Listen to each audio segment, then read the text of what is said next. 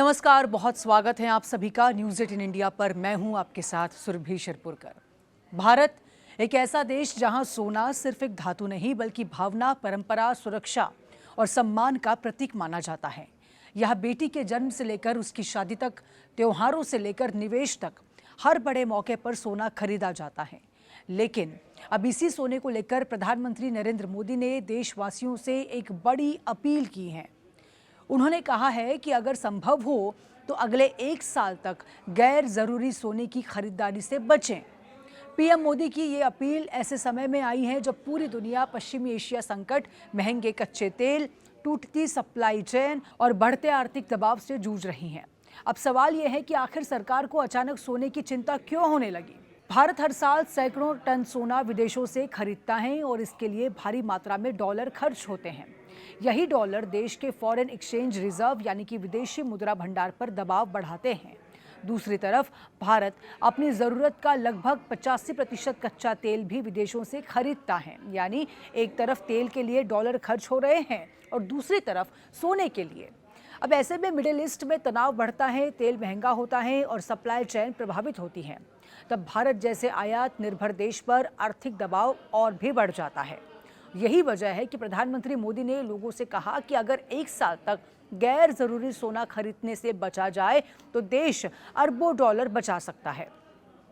असल में सोना भारत की अर्थव्यवस्था के लिए एक अलग तरह की चुनौती पैदा करता है। अर्थशास्त्री इसे लार्जली डिस्क्रेशनरी इंपोर्ट यानी कि वैकल्पिक आयात मानते हैं। मतलब अगर देश कठिन आर्थिक दौर से गुजर रहा है तो तेल जैसी चीजें जरूरी होती हैं, लेकिन सोने की खरीद को कुछ समय के लिए टाला जा सकता है।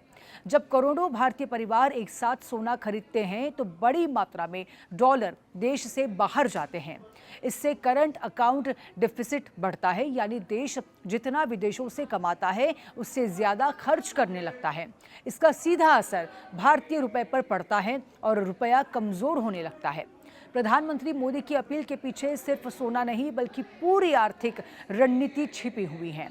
उन्होंने लोगों से सिर्फ गोल्ड खरीद कम करने की बात नहीं कही, बल्कि पेट्रोल डीजल कम इस्तेमाल करने, वर्क फ्रॉम होम अपनाने, पब्लिक ट्रांसपोर्ट का उपयोग बढ़ाने, विदेशी यात्राएं टालने और मेड इन इंडिया चीजें खरीदने की भी अपील की है। सरकार का ये मानना है कि अगर देश के लोग थोड़ी सावधानी बरतें तो भारत विदेशी मुद्रा की बड़ी बचत कर सकता है। पीएम मोदी ने इसे रिस्पॉन्सिबल लिविंग और इकोनॉमिक पेट्रोटिज्म से जोड़ा हुआ है। अब सोचिए, अगर सच में भारत के लोग 1 साल तक सोना खरीदना बंद कर दे तो क्या होगा। सबसे पहला असर भारत के इंपोर्ट बिल पर दिखाई देगा। जब सोने का आयात कम होगा तो डॉलर की मांग भी कम होगी, इसलिए भारतीय रुपए को मजबूती मिल सकती है। दूसरा बड़ा असर फॉरेन एक्सचेंज रिजर्व पर पड़ेगा। भारत के पास फिलहाल मजबूत विदेशी मुद्रा भंडार हैं, लेकिन सरकार नहीं चाहती है कि वैश्विक संकट के समय उस पर अतिरिक्त दबाव बढ़े। इसलिए सरकार अभी से बचाव की रणनीति अपना रही है।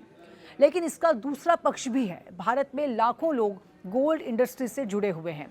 छोटे जूलर्स, कारीगर, डिजाइनर, गोल्ड ट्रेडर्स और शादी ब्याह का पूरा बाजार, सबकी रोजी रोटी इस इंडस्ट्री पर टिकी हुई है। अगर अचानक लोग सोना खरीदना कम कर देंगे तो इसका असर रोजगार पर भी पड़ सकता है, खासकर भारत जैसे देश में जहां शादी का मतलब ही सोना माना जाता है। वहां लोगों की मानसिकता बदलना आसान नहीं होगा। गांवों में आज भी महिलाएं सोने की अपनी आर्थिक सुरक्षा मानती है।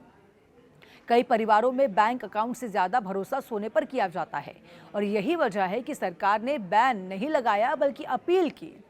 इंटरेस्टिंग बात यह है कि जहां आम लोगों से सोना कम खरीदने की अपील की जा रही है, वहीं भारत का केंद्रीय बैंक यानी कि आरबीआई लगातार अपने गोल्ड रिजर्व्स बढ़ा रहा है। इसका मतलब ये नहीं है कि सरकार सोने के खिलाफ है, बल्कि सरकार इस समय प्राथमिकता तय कर रही है।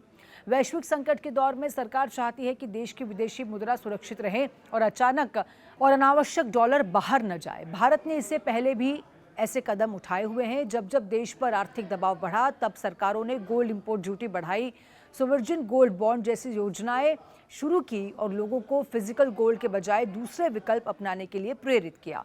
इसका मकसद हमेशा ऐसा एक ही रहा है, डॉलर बचाना और रुपए को स्थिर रखना। अब यहाँ सबसे बड़ा सवाल यह है कि क्या भारत सच में 1 साल तक सोना खरीदना बंद कर सकता है? शायद नहीं, क्योंकि भारत में सोना सिर्फ निवेश नहीं, संस्कृति है। लेकिन अगर लोग गैर जरूरी खरीदना कम कर दें, जरूरत से ज्यादा गोल्ड खरीदने से बचें, तो भी इसका बड़ा असर हो सकता है। अगर देश की गोल्ड डिमांड सिर्फ 20 से 30% भी घट जाए तो अरबों डॉलर की बचत हो सकती है। इससे ट्रेड डेफिसिट कम होगा, रुपए पर दबाव घटेगा और भारत की आर्थिक स्थिति ज्यादा मजबूत दिखाई देगी। अब देखना होगा कि देश प्रधानमंत्री मोदी की इस अपील को कितनी गंभीरता से लेता है, क्योंकि भारत में सोने की चमक सिर्फ गहनों से में नहीं होती, भावनाओं में भी बसती है और भावनाओं को बदलना किसी भी आर्थिक नीति से कहीं ज्यादा कठिन होता है।